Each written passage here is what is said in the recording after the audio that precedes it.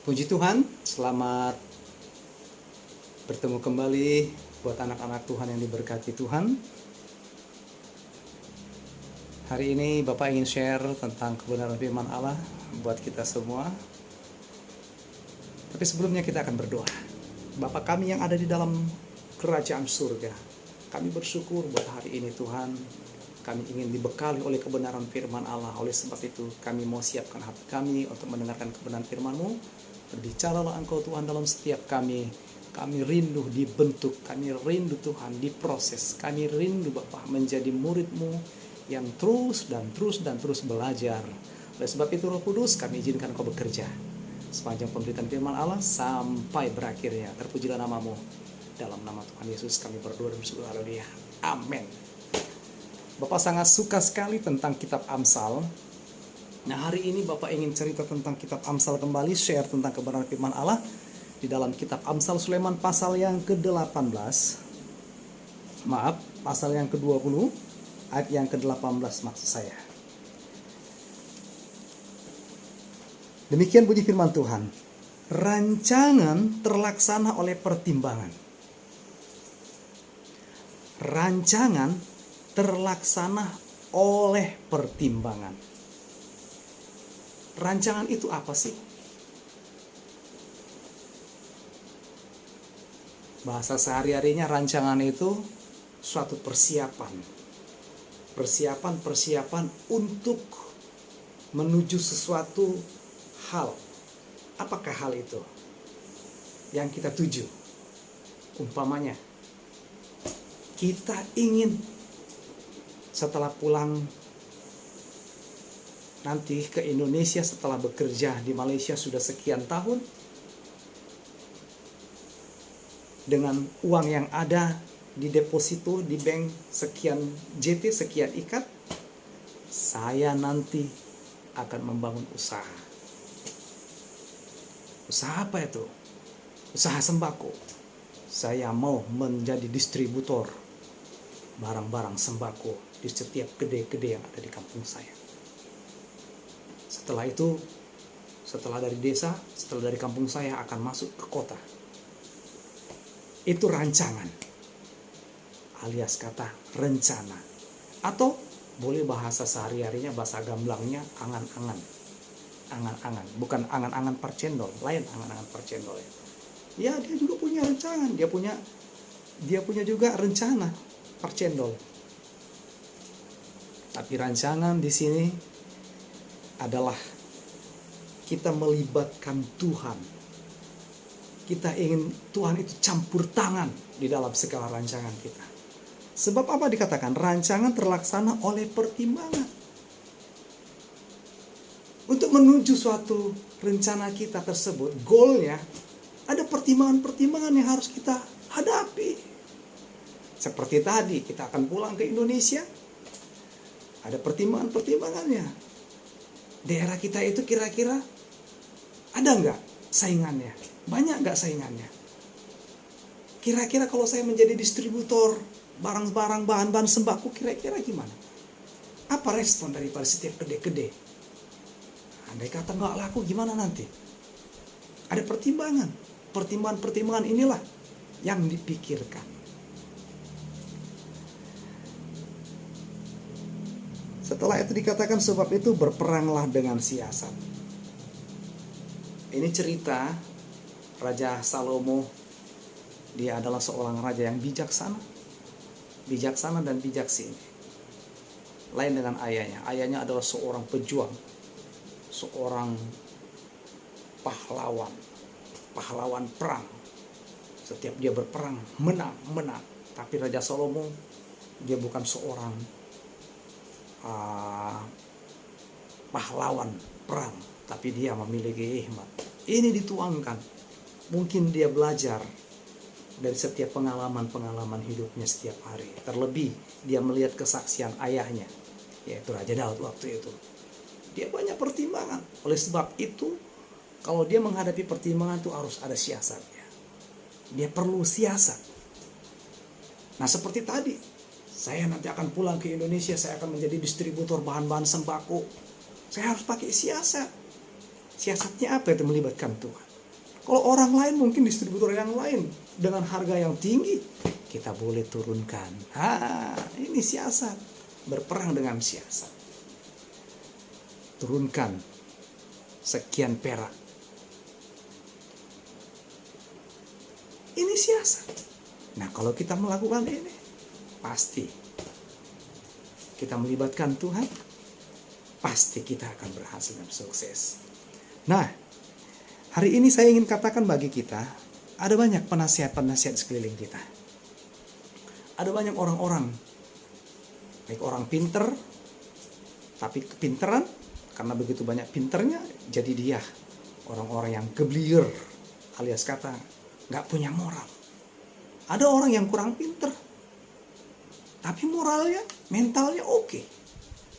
Yang mau mana kita? Kita mau dia pinter, tapi dia juga memiliki moral. Moral di dalam Tuhan. Jadi kita sini basicnya atau ruang lingkupnya di dalam ruang lingkup anak Tuhan. Ada banyak anak-anak Tuhan sudah orang-orang pintar, S2, S3, sampai SS. Dan kita berdoa supaya mereka juga adalah orang-orang yang takut akan Tuhan, adalah orang-orang yang memiliki karisma daripada Tuhan, dan Tuhan pakai mereka. Nggak salah pengetahuan tersebut, ilmu pengetahuan tujuannya untuk apa? Membuat orang lain memiliki takut akan Tuhan tentunya ya. Dengan mereka adalah orang-orang pintar, orang-orang yang memiliki pendidikan yang tinggi. Nah ini apalagi dibarengi dengan orang-orang yang takut akan Tuhan. Wow, orang ini akan dipakai Tuhan tentunya yang luar biasa.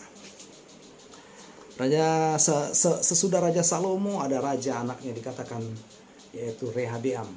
Rehabeam dan Raja Salomo meninggal digantikan oleh Rehabeam. Waktu itu Raja Salomo memiliki penasihat-penasihat yang bagus. Tua-tua mereka sangat bagus yang takut akan Tuhan. Tapi waktu tua-tua daripada Raja Salomo waktu itu masih hidup, zamannya anaknya Rehabeam, menasehati supaya Rehabeam itu benar-benar selalu berpaut kepada Tuhan, selalu mengandalkan Tuhan. Tapi dia tidak mendengarkan. Apa alhasilnya? Justru dikatakan 2 Tawarik pasal 10 ayat 9 dan ayat 8 dan 9. Dia dikatakan, mari kita lihat dulu ya. 2 Tawarik. Haleluya. 2 Tawarik pasal 10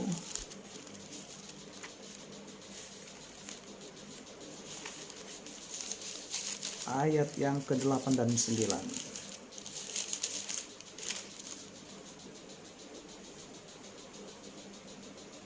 Demikian bunyi firman Allah. Tetapi ia mengabaikan nasihat yang diberikan para tua-tua itu.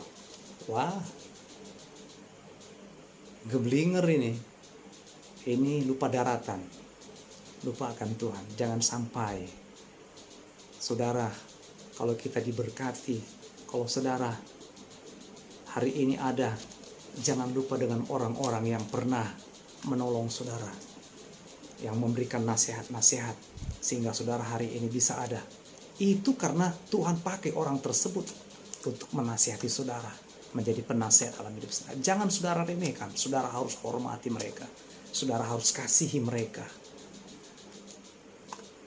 Rehabeam tidak mendengarkan nasihat tua-tua ini. Akhirnya apa? Rehabeam diserang, terus-menerus diserang oleh sparingnya, orang-orang lawannya, Yerobeam. Akhirnya saudaraku, kerajaan itu nggak seutuhnya ada di bawah pimpinan, di bawah pemerintahan Rehabeam. Tetapi justru lari 10 suku ada di tangan Yerobeam. Dia minta nasihat daripada orang-orang muda. Seringkali orang-orang muda disalahgunakan saudara kekuatannya itu. Itulah makanya firman Allah katakan, nasihatilah orang-orang muda, maka dia pada masa tuanya dia tidak akan menyimpang dalam hidupnya. Mazmur pasal 119 ayat yang ke-9 kalau nggak salah. Dengan apakah seorang muda pertahankan kelakuannya bersih kalau tidak dengan sesuai dengan firman Allah. Haleluya. Anda perlu firman Allah, saya juga perlu firman Allah. Haleluya. Orang-orang muda katakan amin. Haleluya. Nah, akhirnya gagal saudaraku. Dia gagal. Saya boleh katakan Rehabeam gagal di dalam pemerintahannya. Ada juga lagi saudaraku, seorang anak muda, dia juga dari keluarga anak Daud, tapi dari istri yang lain, yaitu namanya Amnon. Amnon ini sangat suka, cinta dengan adiknya, tapi dari ibu yang lain, yaitu Tamar. Tapi justru karena dia saking cintanya, saking sukanya, dia ingin, saudaraku, menikahi adiknya tersebut dengan cara yang tidak benar. Padahal ayahnya Daud akan memberikan adiknya tersebut kepada dia. Dia minta nasihat biar orang-orang muda dari sepupunya sendiri juga, dari keluarga Daud sendiri, untuk pura-pura sakit. Dan waktu pura-pura sakit, dia berkata, Amnon berkata kepada Raja Daud supaya adiknya itu Tamar mengantarkan makanan untuk menyulang kepada dia. Raja Daud enggak jadi masalah, dikirim Tamar untuk mengantar makanan. Tapi saudara, apa yang terjadi? Dia melakukan hal yang tidak wajar, dia melakukan hal yang tidak baik, dia melakukan dosa, dia memperkosa adiknya Tamar. Akhirnya apa terjadi? Maut terjadi. Absalom, saudaranya juga, akhirnya membuat acara besar, dan akhirnya Amnon ini, saudaraku, dibunuh. Kematian, maut. Nah, kalau kita tidak memiliki pandangan-pandangan atau nasihat-nasihat dari orang banyak dalam memutuskan satu rancangan, saudaraku, percayalah, kita akan gagal. Anda dan saya perlu orang-orang di sekeliling kita yang mengcover kita, orang-orang rohani tentunya, saudaraku ya. Orang-orang rohani yang tentunya akan membawa saudara ke jalan kebenaran.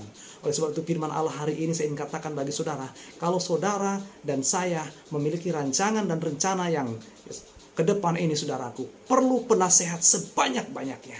Karena penasihat itu, saudaraku, yang dari Tuhan tidak pernah menjatuhkan saudara dalam memutuskan mencari jodoh, dalam memutuskan untuk mendapatkan jodoh, atau dalam memutuskan untuk pulangkah, atau putusan untuk mendirikan suatu usahakah. Perlu orang-orang di sekeliling saudara yang rohani tentunya akan menasihati kita sehingga kita bisa sampai kepada tujuan. Tuhan Yesus memberkati. Mari saudaraku, rancangan dan rencana kita serahkan, libatkan kepada Tuhan, maka kita akan tahu pertimbangan-pertimbangan dan kita akan bisa menang kalau kita melakukan siasat. Siasat itu adalah bersama dengan Tuhan. Siasat itu adalah trik-trik jalan keluar bersama dengan Tuhan. Perlu Tuhan dilibatkan dalam semuanya. Tuhan Yesus memberkati.